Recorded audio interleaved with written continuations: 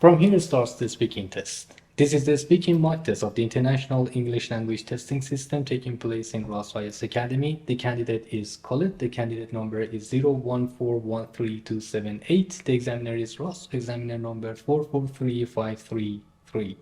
Good afternoon. My name is Ross. Would you please tell me your full name? My name is Colette Carpentier. And can I see your identification, please? Yes, of course. Thank you. Perfect. Thank you. In the first part of the exam, I'll ask you some personal questions. First, I'd like to ask about your family.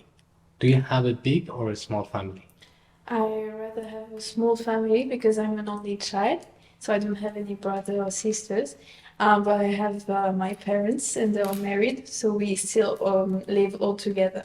Okay, and how much time do you spend with your family? I do spend a lot of time with them because we try to eat as much as possible together. The only moments we do not share is like when we work. So, but we try to enjoy time together. And how has your family influenced you? I would say they influenced me because they basically offered me opportunities to study. So, of course, they never pressured me, but as they were helping me, this is the kind of way like to create influence because I needed to prove that I was capable and able to study for them. Okay, now let's move on to talk about pens and pencils. Do you usually use a pen or a pencil? I usually use pencils for drafts, but then I move to pen for more official documents. Okay, and do you think using pencils or pen give an impressive writing layout? Yes, because it makes your handwriting different, and I think even though we use a lot of computers and everything, handwriting is still important. So yes, I do think so. Okay, and how would you feel if someone gave you a pen as a gift? It depends on the pen, I would say, but I know that some are very expensive because they're like handmade and everything, so it could be a very nice gift. Okay, now let's move on to talk about history. Mhm. When you were a child, did you enjoy learning history? Yes, actually, it was one of my favorite courses at school. So uh, I was already interested in history. Okay, and have you ever been to a museum to learn about history? Yes, usually you go with schools, but my mother was also bringing me to some museums when I was a kid. Okay, and when was the last time you read a book about history? I think the last time was for my studies because actually I'm learning about migration history, so we have a lot of readings about the historical migrations. Okay, this is the end of the first part. Now we move on to the second part. In the second part, I'm going to give you a topic and I'd like you to talk about it for 2 minutes. Before you talk, you have 1 minute to think about it and you can make notes if you wish. Do you understand? Yes, Okay, here we have paper thank you. and a pen, Thank you. and you have to describe an occasion where you promised someone. Okay. Your 1 minute starts now.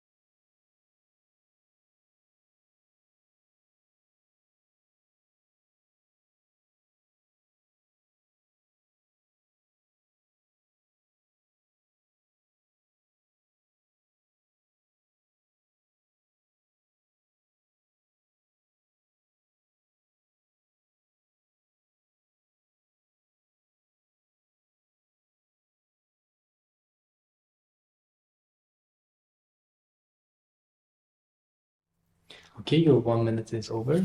You can start speaking now. Okay, so I'm going to talk about a promise I made during this summer. Actually, when I received my acceptation letter from my university, then I told my parents and I promised my father I will study at university again and I will do my best in studying and working for this final year of studies.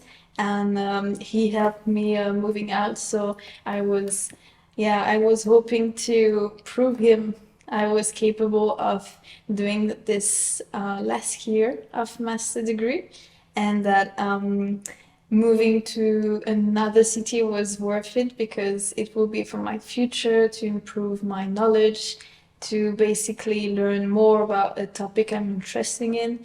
So, and in the end, I think I managed to fulfill my promise because I'm going to validate this first semester and I will do an internship for the second one. So I think made, I fulfilled, yeah, this promise because it was a success at the beginning of this year. Okay, do you want to add more information?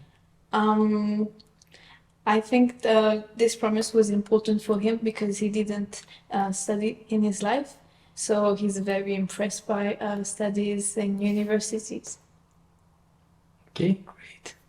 This is the end of the second part. Please hand me back the paper.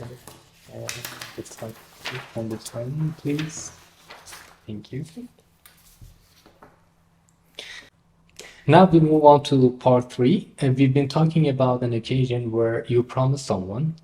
Now I'd like to ask you some questions related to this. Do you think people are less committed to goals now than in the past? I think it depends on the people you're looking at. Generally, we are a bit less pressured, I would say, than our parents or even grandparents because they were really, committed in order to have jobs, in order to have opportunities. So I think that nowadays some people tend to, not really complete and fulfill their promises. But others are also seeing promises as a way to, become entrepreneurs and to create new opportunities for themselves. So I guess it's half-half. Okay, and what is the importance of commitment at work? I think it's very important because when you are looking for someone, you always look for someone that you can trust and someone you can also rely on.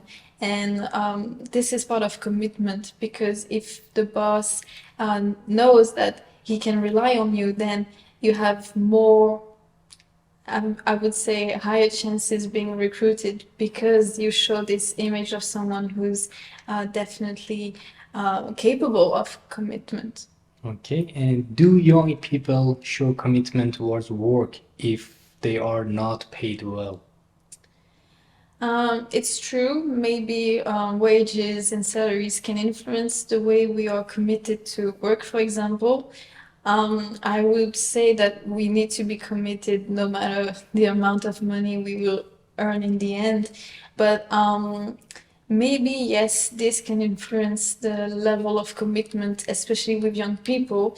Some are struggling, for example, with money issues, so it is an important criteria for them. So, but I think, yeah, commitment needs to be, applied no matter the salary you will receive. Okay, and how can we teach young children to be committed to their goals and never give up?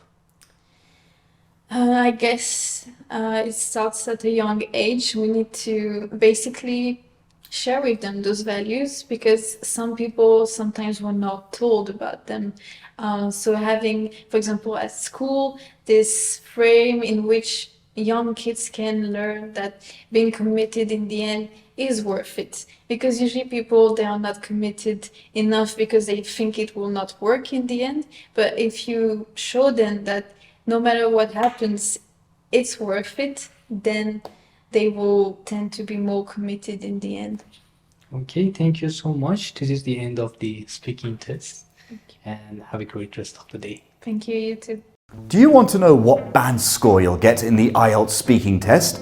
Perhaps you want to improve your performance and prepare yourself for the real test?